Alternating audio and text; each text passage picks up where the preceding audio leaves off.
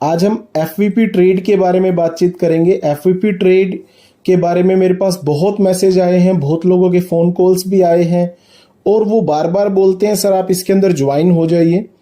तो मैंने इसके ऊपर स्टडी किया दोस्तों। हो सकता है मैं गलत हूँ, सही हूँ, वो आपका अपना एक सोच हो सकती है। जो मुझे सही लगा दोस्तों वो मैं आज आपके साथ शेयर कर रहा हूँ। नो डाउट एफवीपी ट्रेड के पास बहुत सारे लाइसेंस है और जो उसका प्लान है वो भी बहुत ज़्यादा अट्रैक्टिव है। पर दोस्तों एक बात आप समझ लीजिए, जो प्लान जितना ज़्यादा अट्रैक्टिव होता है उसके भागने के चांस जल्दी भी उतने ही ज़्यादा होते हैं, क्योंकि हमारे देश में अट्रैक्टिव प्लान उसको माना जाता है जिसके अंदर इनकम ज़्यादा हो। और अगर इनकम किसी चीज़ के अंदर ज़्यादा होगी तो ऑब्वियस सी बात है कि उसके फ्रॉड होने के चांसेस भी उतने ही ज्यादा होंगे। क्योंकि दोस्तों कोई भी प्लान लंबा तभी चल सकता है जब वो खुद भी बचाएगा, तभी वो आगे चलेगा। अगर वो खुद नहीं बचा पाएगा तो आगे चलना उसका थोड़ा मुश्किल हो जाएगा।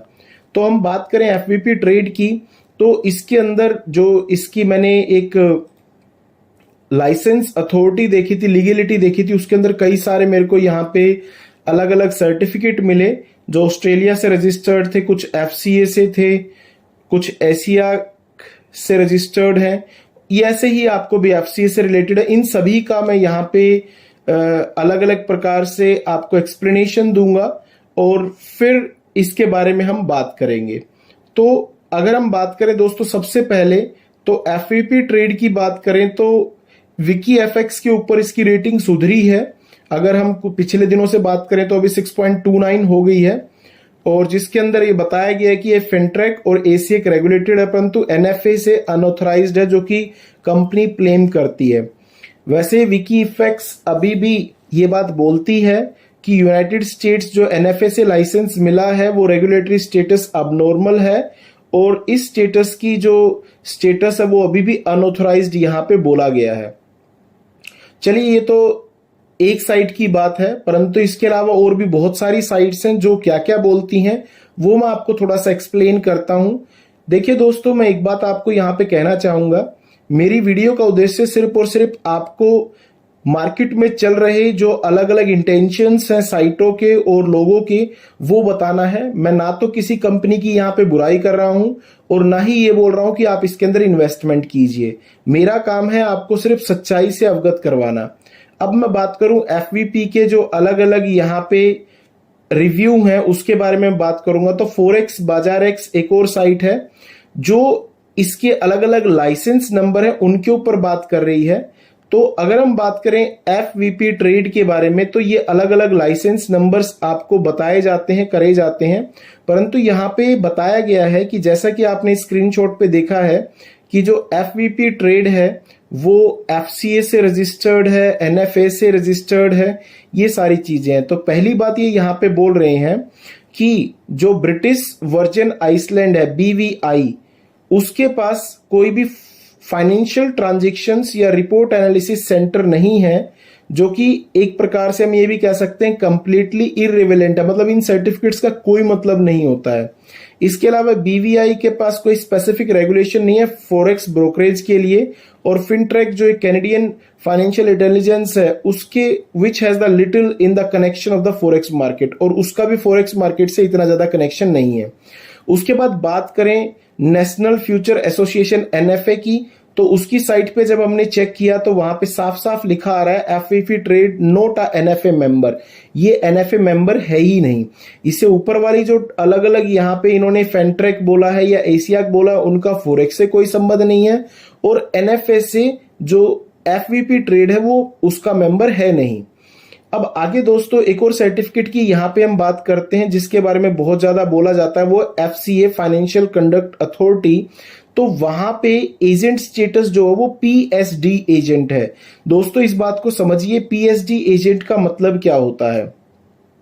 अगर मैं बात करूं कोई भी व्यक्ति, कोई भी फर्म अगर पीएसडी एजेंट है तो वो क्या कर सकती है वो मैं आपको यहां पे बताता हूं। Only regulated firm are authorized to provide the investment services. अगर किसी के पास एफसीए का पीएसडी एजेंट है तो वो फर्म सिर्फ और सिर्फ इन्वेस्टमेंट सर्विस, वो भी यूरोपियन यूनियन के आसपास के क्षेत्रों में दे सकती है। If a firm is not authorized to provide the investment service or activity is not allowed it to provide them. और इसके अलावा अगर फर्म जो है वो ऑथराइज नहीं होगी तो जिसको ये लाइसेंस मिला है वो भी ऑथराइज नहीं है.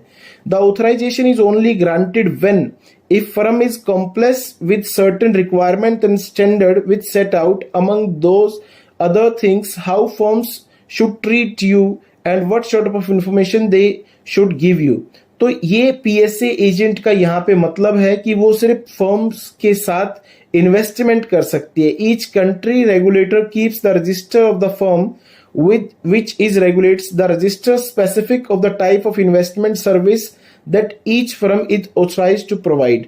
तो यहाँ पे एक बात स्पष्ट पता चलती है कि जो लंदन बेस्ड हमारी ये कंपनी एफसीए बेस्ड जो ये कंपनी यहाँ पे बताई जा रही है इसके साथ सिर्फ एक अथॉरिटी है, वो है प्रोवाइड द इन्वेस्टमेंट सर्विसेज. ये सिर्फ इन्वेस्टमेंट सर्विसेज आपको प्रोवाइड कर सकती है, ना तो ये अपना ब्रोकर बना सकती है ना ही कुछ और ऐसा काम यहाँ पे कर सकती है, परंतु ये सब कुछ काम यहाँ पे देखा जाए तो कर रही है.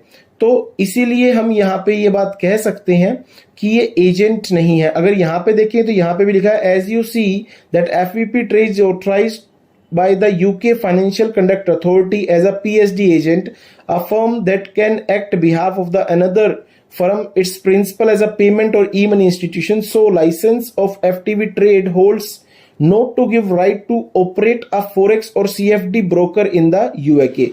तो मतलब इसके पास कोई ऐसा लाइसेंस नहीं है, सिर्फ पीएसडी एजेंट है ये जो कि कोई ब्रोकर का काम ये कर सके. तो इसीलिए यहाँ पे इन्होंने बोला है हम स्ट्रांगली एडवाइज करते हैं कि आप कंपनी के बारे में पहले अच्छे से जांच पड़ताल कर लें और उसके बाद ही इसके अंदर किसी प्रकार का कोई अकाउंट खोलें. इसके अलावा एक और बात इन्होंने कहा कि जो एफवीपी ट्रेड है वो MT4 को सपोर्ट करती है, जबकि अभी MT5 आ चुका है. और दोस्तों मैं आपको बता दूं MT4 के ऊपर हम जैसी ट्रेड चाहें वैसी ट्रेड लोगों को दिखा सकते हैं. तो इसीलिए ट्रेड्स के हिसाब से अगर आप इसके ऊपर कहीं ना कहीं विश्वास कर रहे हैं तो शायद वो गलत हो जाएगा. थोड़ा सा और ज्यादा स्टडी हमें यहाँ पे करने की जरूरत है. देखो इन्होंने कंपेयर भी किया है एफवीपी को FXTM के साथ, FBS के साथ. तो इसकी करंट कंट्री जो है यूके है, इसकी साइप्रस यूके है, इसकी और सारी कंट्री है. लाइसेंस ये बताते हैं नहीं है, गारंटेड फंड्स भी नहीं है, अकाउंट जो है या फिर नेगेटिव बैलेंस प्रोटेक्शन है वो भी चीजें यहाँ पे नहीं है. बी वेयर का यहाँ पे इन्होंने टैग यहाँ पे लगा दिया है. इसके अलावा अगर मैं बात करूं तो एक और साइड यहाँ पे बोल रही हैं जो पॉसिबल स्कीम एक्टिविटी एफवीपी के अंदर हो सकती है कि ये फॉल्स क्लेम जो है वेबसाइट के ऊपर गेन ऑफ ट्रस्ट के लिए इन्वेस्टर्स के लिए बता सकते हैं, दिखा सकते हैं यहाँ पे. इसके अलावा रेगुलेटर्स और रूलर्स जो है वो क्लियर नहीं है ब्रोकर के, भाई वो किस प्रकार से काम कर रहे हैं या सेफ्टी जो है फंड्स की दिखा रहे हैं नहीं दिखा रहे हैं. इसके अलावा inability of traders to have the smooth communication with the broker and the customer care executives. ये जो कम्युनिकेशन है वो भी ब्रोकर और कस्टमर केयर एग्जीक्यूटिव्स के बीच में प्रॉपर नहीं है. Location in the countries and small island with no proper regulations where getting registered is easy. ये बात भी दोस्तों सही है कि जो इसके रजिस्ट्रेशन है वो ऐसे आइसलैंड से इन जगह से करवाए गए हैं जहां पे बहुत आसानी से रजिस्ट्रेशन करवाया जा सकता है, प्रॉपर नहीं है जो कि साइट के अनुसार बता रहे हैं. ये मेरा खुद का वक्तव्य नहीं है, जो साइट पे लिखा है मैं वही चीज बता रहा हूं.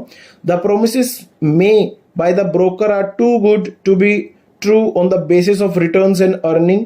ये भी बात बिल्कुल ठीक है. ब्रोकर जो यहाँ पे बहुत अच्छे प्रोमिसेस कर रहा है, बहुत अच्छी अर्निंग्स निकल रही हैं इस प्रकार के. वेरी डिटेल और no information is available on the website with regarding the risk warning. Risk warning के बारे में कोई भी एक भी अल्टीमेटम नहीं दिया हुआ है कहीं पे भी कि भाई इसके अंदर रिस्क है. सब जगह बोला जाता है बहुत अच्छी इनकम आ रही है. Find it difficult to make withdrawal as a broker comes with the new policies every time. और यहाँ पे पॉलिसीज जो है वो भी लगातार जो है वो चेंज होती जा रही हैं.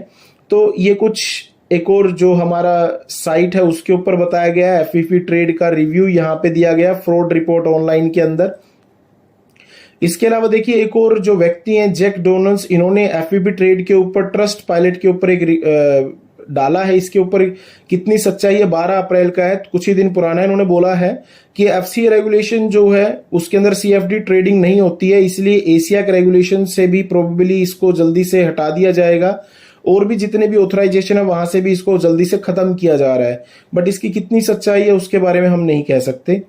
अब आगे अगर हम बात करें तो एफसीए से जो मैंने बता ही दिया था आपको, रेगुलेटेड है ये परंतु यहाँ पे कोई रिजल्ट नहीं है। एफवीपी होल्डिंग की अगर हम बात करें तो वो एफसीए से ऑथराइज नहीं है, परंतु एफवीपी ट्रेड ऑथराइज्ड है। तो ये भी थोड़ा सा सोचने वाली बात है, क्योंकि एफवीपी ट्रेड की जो पेरेंट कंपनी है वो एफवीपी होल्डिंग बताई जाती है, परंतु एफवीपी होल्डिंग एफसीए से यहाँ पे अनफॉर्चुनेटली कोई भी हमें रिजल्ट नहीं निकल के आता है।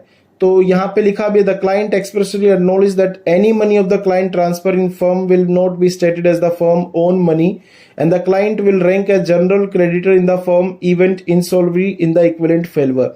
तो यहाँ पे एक बात स्पष्ट बताई जा रही है कि जब इसकी पेरेंट कंपनी एफसीए से ऑथराइज नहीं है, सिर्फ एफवीपी ट्रेड है और वो भी पीएचडी एजेंट है। वो मैंने बता दिया पीएचडी एजेंट का मतलब क्या है, तो थोड़ा संभल के हमें देखना चाहिए, थोड़ा सा और स्टडी हम इसके अंदर कर लें तो ज्यादा बढ़िया रहेगा। ये एक और साइट है, स्केम ब्रोकर रिव्यू करके साइट है, और यहाँ पे भी एक ही बात, रेगुलेटेड जो है नो रेगुलेशंस बताए गए हैं। फाउंडेशन ईयर 2017 बताया जाता है दोस्तों। अब 2017 में MT4 के ऊपर मान लीजिए काम कर रही है, तो 2022 में आते आते इसने MT5 चेंज क्यों नहीं किया, सबसे पहली बात। और यहाँ पे जो फाउंडेशन ईयर 2017 बता रहे हैं, तो मैं अगर आपको ट्विटर पे दिखाऊं तो ट्विटर पे देखिए 17 जुलाई 2020 का इनका सबसे लास्ट ट्वीट है, उससे पहले और कोई ट्वीट इनका है नहीं। तो जब ट्वीट नहीं है, चलो ऑफलाइन भी काम कर रहे थे तो ऑनलाइन कम से कम ट्विटर अकाउंट तो इनका होगा ही ना, परंतु कोई ट्विटर अकाउंट यहाँ पे उससे पहले नहीं है। 2020 में जुलाई में स्टार्ट हुआ था और 21 में इन्होंने थोड़ा सा और हाइक पकड़ी और अभी ये आगे आगे बढ़ते जा रहे हैं। और बहुत सारी साइट्स दोस्तों मुझे ऐसे मिली जिसके अंदर यही बातें लिखी हैं, if you are scammed by FVP trade और any legal broker tell you story, we have heard many, we have helped many, broker are spotlight and may be defaulting clients but they are always charge back. परंतु वो हमेशा कहीं ना कहीं कुछ ना कुछ आपसे निकाल ही लेते हैं। तो यही बातें यहाँ पे बताई हैं दोस्तों। और मैं अगर जो ये मेन साइट है आपकी fvp-uk.com, इसको अगर मैं सर्च करता हूँ स्कैम एडवाइजर के ऊपर, तो वहां पे भी इसको रैंक जो है 1 मिल रही है 100 में से। इस साइट की मैं बात कर रहा हूँ। और इसके पॉजिटिव्स सिर्फ यही है कि यहाँ पे वेबसाइट बताती है कि get your money back, domain जो रजिस्टर्ड है 1 ईयर के लिए एडवांस में। परंतु नेगेटिव है कि इसके ओनर जो है वेबसाइट की, उसकी आइडेंटिटी हाइड की गई है। ये बहुत बड़ी बात है दोस्तों। जो ओनर है वेबसाइट की, उनकी सर्विस की जो आइडेंटिटी है वो हाइड है, उसको नहीं देख सकते। ये देखिए, ये इसके बारे में थोड़ा सा बताया गया है। मैं थोड़ा सा और नीचे करूंगा तो इसकी एलेक्सा रैंकिंग देखिए। डोमेन जो 3 महीने पुराना है, जस्ट अभी नई साइट ये बनाई गई है। इससे पहले शायद कोई दूसरी साइट होती होगी, परंतु अब इसके अंदर पूरा डाटा चेंज कर दिया गया है और ये सारी डिटेल्स हैं यहाँ पे। तो दोस्तों ये कुछ डाटा है जो मुझे मिला, मुझे दिखा, जो कि मैंने आपके साथ शेयर किया।